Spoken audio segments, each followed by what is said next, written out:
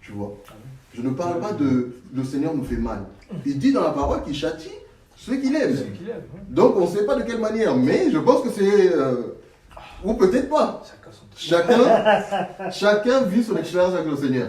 Moi, le Seigneur, il me frappe avec les mots. Il va me dire ça, je veux pleurer. Mais il m'a gardé de toute forme de brisement lié à une forte douleur. Quand je dis forte douleur, c'est... Je sais pas, il y en a d'autres, ils vont vivre des actes. Bon, je connais tout ça aussi, donc bref. Mais c'est pas choquant pour moi, c'est normal. Je veux dire, être à deux doigts de mourir, ceci, ça forge le caractère et le témoignage. Mais c'est pas quelque chose qui m'impressionne. Mais quand le Seigneur se présente devant moi, là c'est différent, vous voyez. Pour moi, ça c'est la base de... C'est une base que je ne peux même pas essayer d'édulcorer, d'essayer de... La gloire du Seigneur quand elle est là. Et en fait, la gloire du Seigneur quand elle est là, ça met tout le monde d'accord. Ça veut dire que le changement que tu vas vouloir avoir dans la présence du Seigneur, ou même en te forçant, jeûne, méditation, prière à gogo, quand le Seigneur se présente, le changement est là, tout de suite. C'est ça, c'est donc de ça que je parle. L'écrasement. C'est que, vous savez, j'aime pas trop raconter ça, mais un jour le Seigneur envoie un ange. J'étais allongé, je sens une présence, je me réveille et je vois avec mes yeux. C'est pas spirituel, je vois quelqu'un. Elle me dit viens avec moi. J'ai elle parce que c'était comme ça que j'ai vu. J'étais convaincu que c'était une femme, sans voir son visage. Et je dis non, tu vois, j'ai peur, j'ai un démon quoi, je viens pas, je vais pas mourir. Ah! Elle fait ça. Je continue à dire elle parce que c'est moi. Je dis pas que... Bref. Elle fait ça. Ouh! Je commence à léviter comme ça là, et c'est là où je réalise qu'en fait non, c'est juste mon esprit qui parle. Elle m'attrape, on fait, je sais même pas comment dire ça, mais d'une vitesse, mais ouh! Et là je regarde à gauche, à droite, je peux voir le système solaire, je quitte le système solaire, je me vois dans l'univers, et j'arrive dans un lieu d'une pureté, d'une gloire. Et la personne arrive, tac, elle se met comme ça. Et moi je me suis dit, bah, elle a fait ça, mais moi aussi. J'essaye, oh là là, boum, écrase au sol. Et cette gloire-là m'a enseigné la grandeur du Seigneur. Donc, j'ai jamais vu la tête. On ne peut pas, d'ailleurs. Mais le Seigneur, ce jour-là, il voulait juste m'apprendre une chose. Sa grandeur. Il est tellement grand que je dois cesser de réfléchir et juste me taire. Vous voyez? Donc, je parle avec mon expérience. Et puis, on peut se donner des bases bibliques où le Seigneur dit qu'il est grand. Vous voyez? Je ne sors pas de la parole, mais je ne veux pas forcément jouer à prendre tous les versets du monde pour vous convaincre. Ce n'est pas à moi de vous convaincre, c'est l'esprit. Vous voyez? Maman tout à l'heure disait, je suis dans la rigueur avec mes enfants. Oui, amen. Mais ce n'est pas tes enfants, c'est les enfants du Seigneur. C'est les dons. C'est pour ça que je disais, on parle beaucoup de dons là, mais il y a un problème. Le don n'est pas bien saisi. Le plus grand don qu'on a reçu du Seigneur, c'est qui? Son Oh, décidez-vous, son esprit, son fils. Jean 4, si seulement tu connaissais le don de Dieu, il dit à la Samaritaine, Elsa, on va dire quoi? Il a tant aimé le monde qu'il a donné quoi? Il n'a jamais dit qu'il a tant aimé le monde qu'il a donné son esprit. C'était un complément d'objet direct. Mais il a tant aimé le monde qu'il a donné son fils. Donc, vous parents, moi parent, réalisons une chose. Et toi, enfant qui n'a pas encore enfanté, marié, tout ça, réalise que tu es, toi, premièrement, le don que le Seigneur veut offrir, afin que les autres soient touchés ou sauvés. Donc, je reviens encore, tais-toi, mais que la parole du Seigneur s'exprime au travers de ta vie. Amen. Tu n'as pas besoin de parler. Le Seigneur, il a dit quoi? Allez et faites. Allez et dites. Il a dit ça? Allez et dites. Allez et dites. Allez et dites. Vous voulez pas? Non. Parce qu'il a dit allez et dites. Non. Allez et faites. C'est parce que les gens vous verront faire, ils seront curieux, ils s'intéresseront.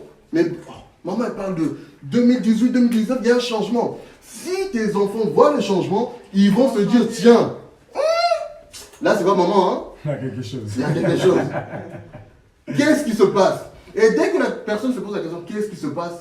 Là, il y a une porte qui s'ouvre et le Seigneur se présente.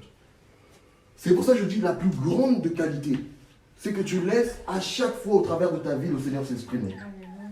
Au travail, ta vie, tu évangélises par ta vie. Ta ponctualité, ton sérieux, le fait que tu ne te mélanges pas au mal. Tu n'es pas là poiquato à te mélanger, à calomnier les gens. Tu n'es pas là pour ça. Tu n'es pas là dans un coin de fumeur, toi non fumeur, enfant du Seigneur, à être là, tu veux poser, t'écouter, oui, pour le foot. Non, tu n'as pas le temps. La consécration. Et c'est ça qui fait de toi serviteur du Seigneur. Parce que tu l'es naturellement. Tu es le don du Seigneur pour ce monde. Et donc, imaginez maintenant tous les dons combinés. Tous les dons combinés. Et pourtant, on est moins que ce qu'on peut dire pécheurs. On est moins que ceux qui sont dans la fausseté. On est moins que ceux qui vivent leur vie comme bon leur semble. On est moins qu'eux. Mais pourtant, en toi, il y a une puissance. Et si tu n'honores pas la puissance, parce que tu es le temple du Saint-Esprit, mais si tu n'honores pas l'Esprit qui est en toi, par une vie de discipline, tu passeras toujours à côté. Dans tout ce qu'on a entendu et tout ça depuis le départ, ce qui revient le plus, c'est quoi? La non-écoute. Et pourquoi je dis ça? Parce qu'on passe notre temps à parler. Tu ne sauras pas qu'au moment où tu parles, ben là, il y a quelqu'un qui est traumatisé. Il y a quelqu'un qui vit dans une peur quotidienne. Le Seigneur te dira clairement que là, il y a ça comme maladie, il y a ça comme situation. Le Seigneur te dira que là, il y a la personne qui est à 2 doigts de la pensée suicidaire, tellement la dépression est en train d'augmenter. Vous voyez? Mais ça ne fait pas de nous des annonceurs d'oracles, où on va prouver aux gens qu'on est connu du Seigneur parce qu'on peut exprimer la volonté du Seigneur ou la pensée du Seigneur à tout va. On n'est pas là pour ça. On est là pour dire aux gens qu'il y a un seul chemin. Un seul chemin, Yeshua. Qu'il y a une seule parole, Yeshua. Il y a une eau de vie, c'est Yeshua. Une seule lumière, c'est Yeshua. Une seule porte, Yeshua. C'est tout ce qui compte. Dire aux gens, Yeshua. Et quand tu dis Yeshua, tu n'as pas besoin de justifier qui il est. Ils sauront. Parce qu'il est dit que les démons aussi le savent et ils tremblent. Pourquoi tu ne trembles pas? Pourquoi je ne tremble pas? La crainte du Seigneur n'est plus là. Donc je reviens sur le point. Nos prières ne montent pas. Ce n'est pas qu'on ne soit pas juste. Ce n'est pas que l'esprit ne demeure pas en nous. Mais la plupart du temps où l'esprit est en nous, l'esprit est plutôt attristé à longueur de journée que glorifié. Est-ce que depuis que tu t'es réveillé, ta pensée quotidienne était d'honorer le Seigneur? Est-ce que ta manière d'être de tous les jours, c'est quelque chose qui rend gloire au Seigneur? C'est de ça qu'on parle. C'est de ça qu'on parle. Et malgré notre manière d'être compliquée, le Seigneur, Romains 8, 26, il va dire quoi? Que l'Esprit du Seigneur intercède pour nous des soupirs inexprimables. Donc ça veut dire que le langage que tu utilises, le Seigneur ne le comprend pas. Ce n'est pas parce que tu es un pécheur, ce n'est pas ce que je suis en train de dire. Ce n'est pas parce que tu es bizarre, ce n'est pas ce que je suis en train de dire. Tout passe par l'Esprit. Il y a un seul intermédiaire, c'est l'Esprit du Seigneur. Donc Yeshua lui-même. C'est pour ça, on peut se forcer, on peut vouloir faire des choses et tout ça. Mais c'est d'abord dans le cadre que le Seigneur, dans l'environnement que le Seigneur veut pour toi. Il faut être là où il y a le bon berger. Il faut être là où il y a la source. Il faut être là où il y a la vie. Si tu es loin de ça, tu meurs. Et ce n'est pas parce que tu parles du Seigneur à longueur de journée que tu es agréé du Seigneur. Il faut faire attention. Ce n'est pas parce que tu vis dans les dons que le Seigneur te connaît. Le Seigneur, il dit quoi? Il ne se répand pas de ses dons. Satan, il est rempli de dons. Le Seigneur ne lui a jamais repris ça. Le Seigneur, là, il n'a pas quitté le ciel pour demander, faire une œuvre pour que les anges déchus se repentent. Mais quand il s'agit de l'homme, le seul être assez fou pour choquer le Seigneur, au point qu'il va il va se repentir. Vous imaginez quel culot on a? Le Seigneur s'est repenti d'avoir fait l'homme. Quelle méchanceté! C'est de ça qu'on parle. Que la crainte du Seigneur n'est plus au milieu de nous. Notre vie est prioritaire. Notre besoin de gagner de l'argent est prioritaire. Notre besoin d'avoir un confort est prioritaire. Notre besoin d'être aimé des autres est prioritaire. Notre besoin d'être compris des autres est prioritaire. On ne veut pas du Seigneur. Et c'est ça le problème. Et nos prières sont devenues amères. Nos prières sont devenues des mélanges de confusion, de demandes à l'eau de rose, de demandes à tout va. Seigneur, donne-moi ceci, donne-moi cela. Si tu me donnes ça, je ferai ça. Si tu me donnes ça, je prouverai que ça. Tu es qui pour parler comme ça, Seigneur? La métanoïa. C'est dans l'esprit que le changement opère. Et puisque le changement opère dans l'esprit, tu peux être encore mignon avec le Seigneur. Et donc, suivre les pas de l'esprit. Le problème, c'est qu'on ne veut pas être spirituel. On veut tellement s'attacher à ce monde. On aime tellement, tellement ce monde. Le Seigneur revient, mais on aime tellement ce monde. Et le Père pleure. Jusqu'à aujourd'hui, le seul qui arrive à faire des dégâts dans le cœur du Père, c'est l'être humain. Je suis méchant. Et pourtant, tous les jours, il se rapproche de moi. Mon fils, t'inquiète pas. T'inquiète pas, je peux subir encore plus pour toi. Tous les jours. Tous les jours. Si le Seigneur voulait absolument qu'il y ait des temps où tu t'enfermes ou quand tu te réveilles, il fallait absolument prier là. Beaucoup seraient morts. Morts si c'était ça, la loi du Seigneur. La prière du matin, les prières de 15 minutes. Le Seigneur veut des hommes et des femmes de prière qui peuvent prendre des congés d'un mois, cachés. Ils ne sortent pas avec leur famille. Ils crient au Seigneur. Enseigne-nous ta vérité. Enseigne-nous ta parole de vie.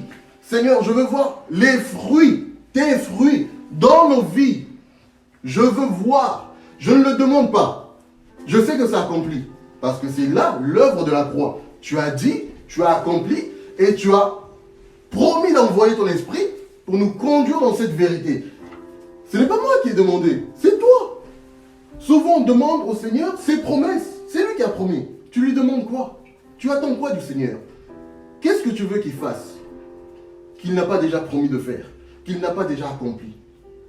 Avance. Avance.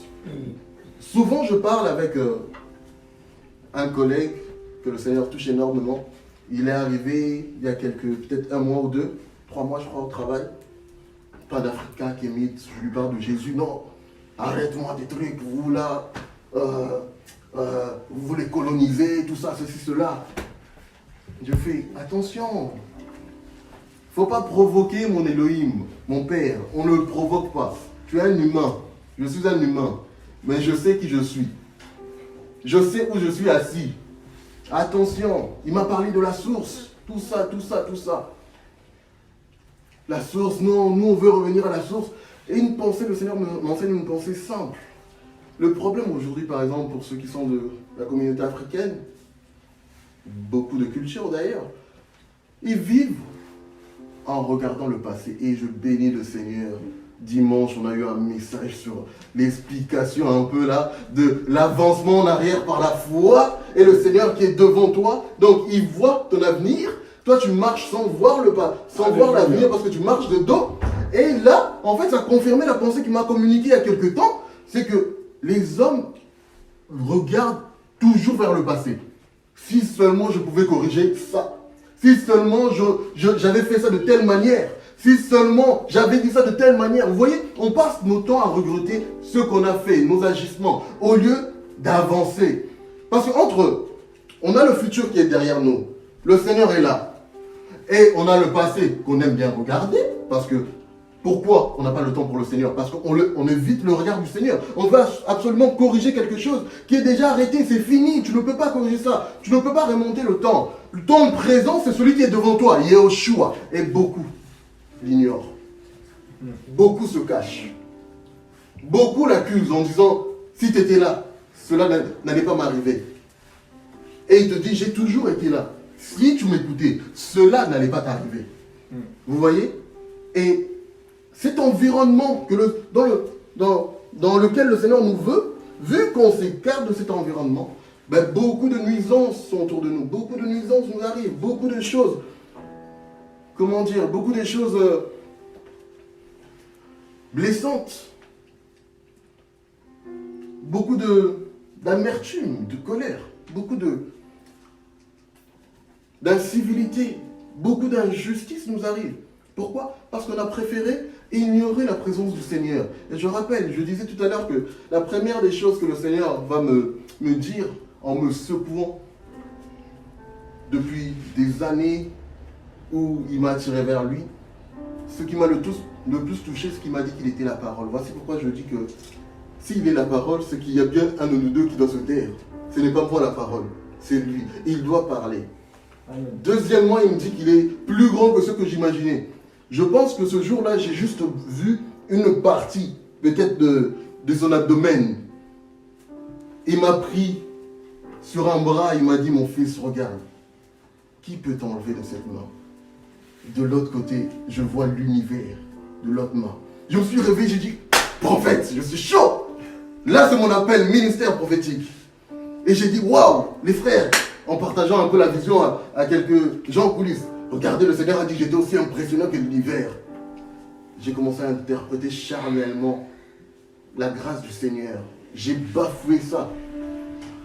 Tout ce que le Seigneur voulait dire, c'est que tu es à moi, simplement.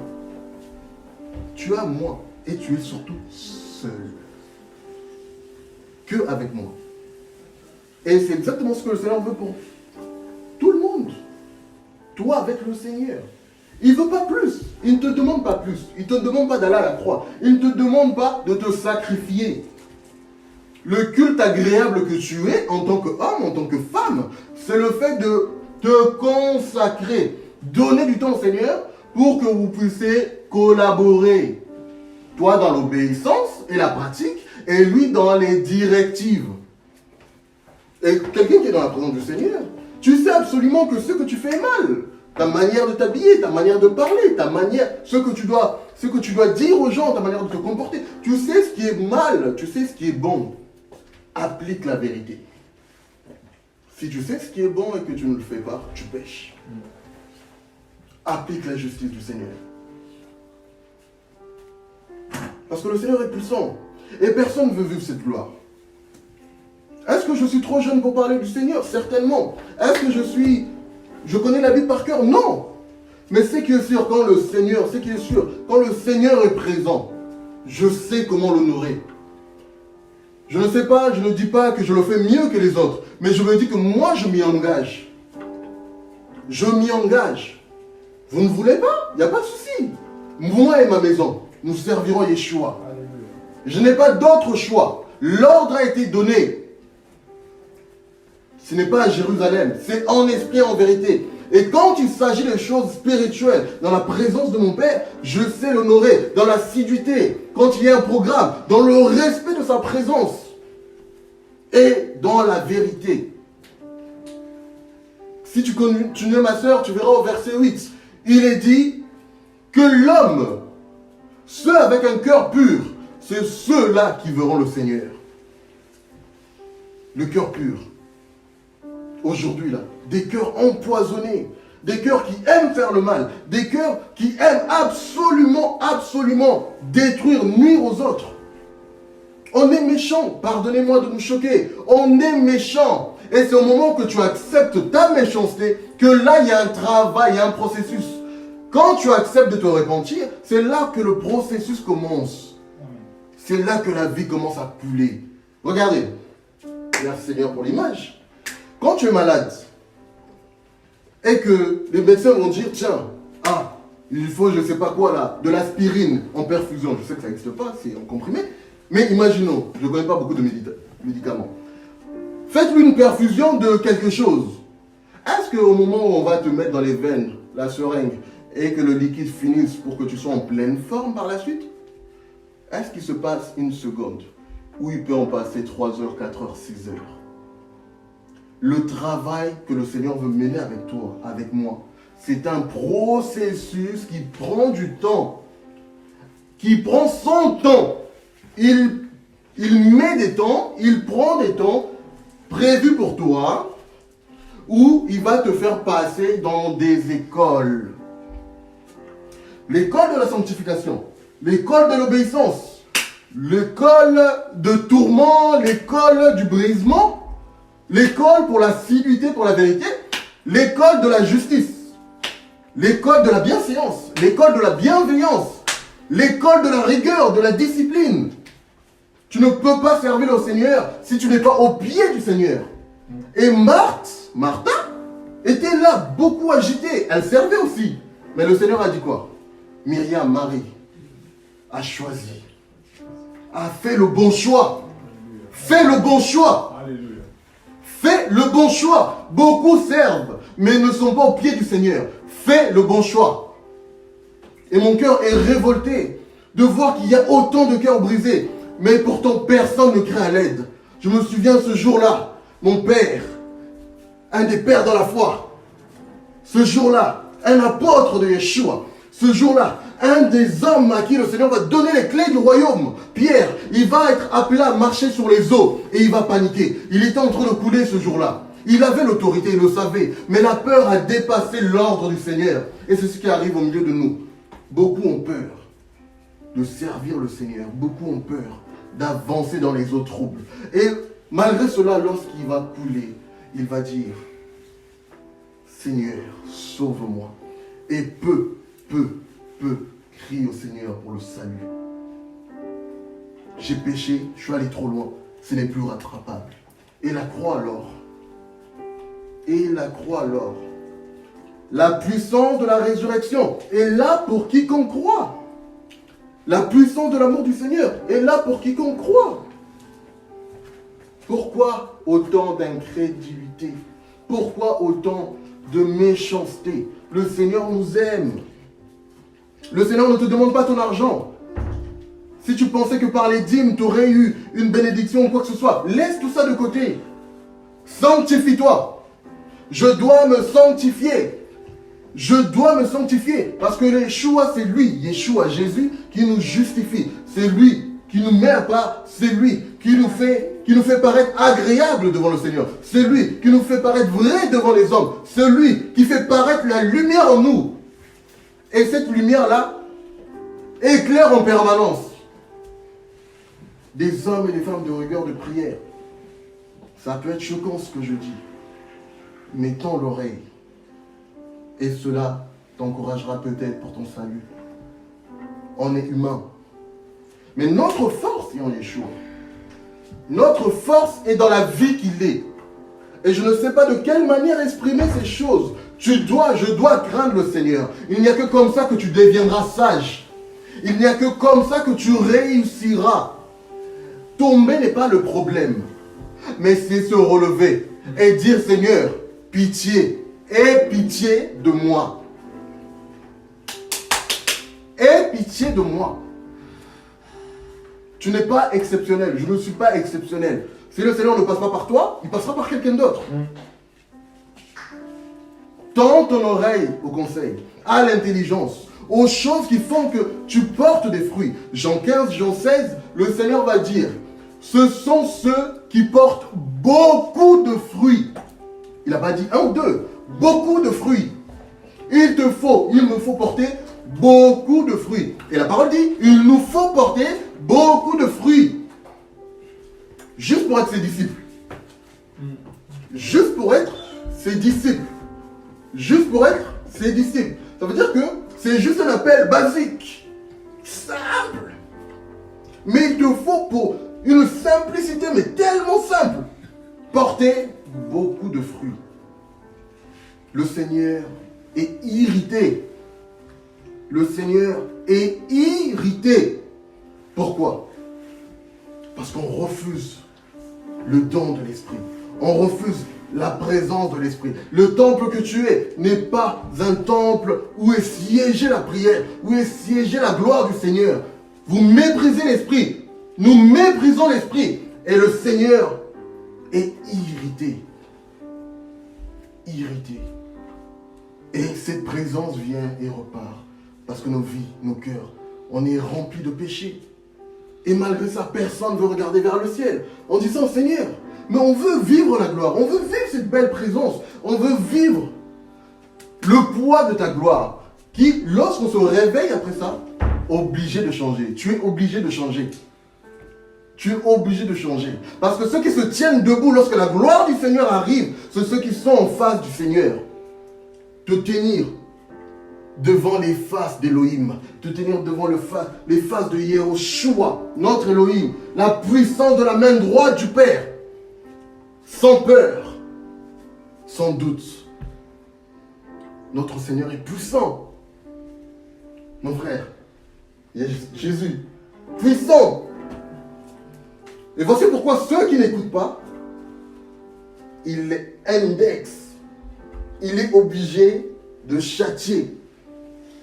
Parce que tu ne peux pas fuir la peine. Tu le sais ça. Tu vas aller où?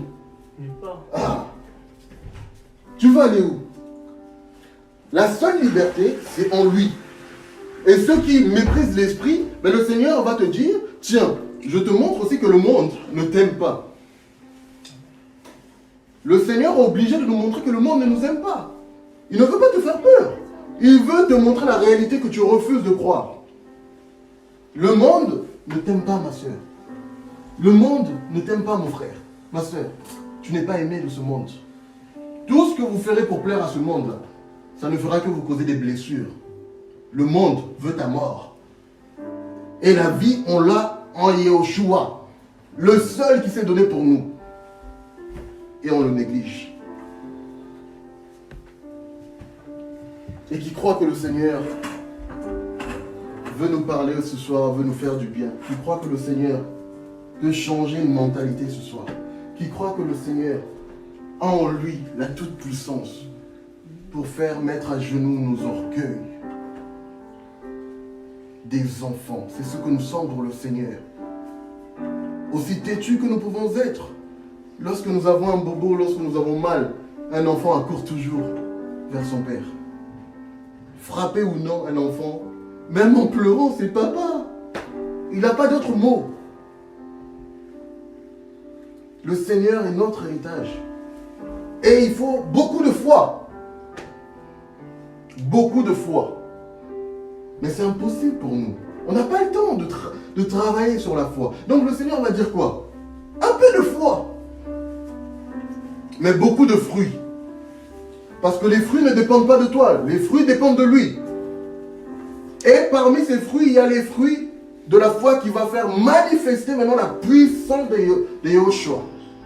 Et il dit, cet esprit-là est réservé au moment où à chaque fois je ferai tomber l'huile sur toi. Mais toi, applique-toi à la foi. Josué, fortifie-toi et prends courage. La foi. La foi, c'est être courageux. De dire que vous avez choisi de faire ça, je resterai là tant que mon Elohim me dit de rester là. Tant que Dieu me dit, c'est à cet endroit que tu dois rester, je resterai là. Je ne ferai ni marche arrière, ni j'irai de l'avant, ni à gauche, ni à droite. Tant que la nuée ne bouge pas, je ne bougerai pas. Tant que la colonne de feu ne bougera pas, je ne bougerai pas. L'obéissance, l'écoute du Seigneur. Et une seule manière pour nous d'être libérés de tout ça. Quelqu'un disait, il faut ouvrir son cœur. Amen. Il faut lui laisser ouvrir nos cœurs. Il faut lui laisser commencer l'opération. Sortir des fausses doctrines, sortir des complications religieuses. Nous attacher réellement au Seigneur. Nous attacher réellement au Seigneur. Car il est une puissance de la résurrection pour quiconque croit. Combien de temps veux-tu rester emprisonné dans la mort? Combien de temps veux-tu rester emprisonné par les blessures? Le Seigneur, la puissance d'Élohim, notre pain quotidien. Beaucoup jeûnent, ils ne veulent pas du pain de l'esprit. Beaucoup jeûnent, ils ne veulent pas de l'eau de vie. Beaucoup jeûnent, ils ne veulent pas de la présence du Seigneur. Le jeûne physique, ce n'est pas ce qui importe, mais c'est que ton esprit soit tout le temps en communion. Et lorsque tu jeûneras sous l'esprit, tu verras qu'il y aura forcément de réactions. Mais cela n'est pas une réaction parce que tu as jeûné, mais parce que l'esprit t'a poussé à ce jeûne-là. Pas pour te faire du bien à toi, mais en vue de sauver. Beaucoup de ceux qui sont rentrés en jeûne, David, comment il s'appelle, Daniel, Moïse, Yoshua lui-même, Luc 4, à chaque fois qu'ils sont sortis de ce jeûne, qu'ils sont sortis de ce temps de prière, c'était des temps de préparation en vue d'aller en mission. Ce n'est pas des temps de préparation pour dire Seigneur, donne-moi une voiture, donne-moi une femme, donne-moi une maison. Ce n'est pas pour ça. Ces jeunes-là, c'est le bac, c'est le master, le bac plus simple. Tu valides ta licence pour l'œuvre. Si tu commences maintenant l'œuvre. Et en plus, tu sais que là, c'est une ligne droite qui m'amène à Golgotha. Alléluia. Il n'y a pas d'autre échange.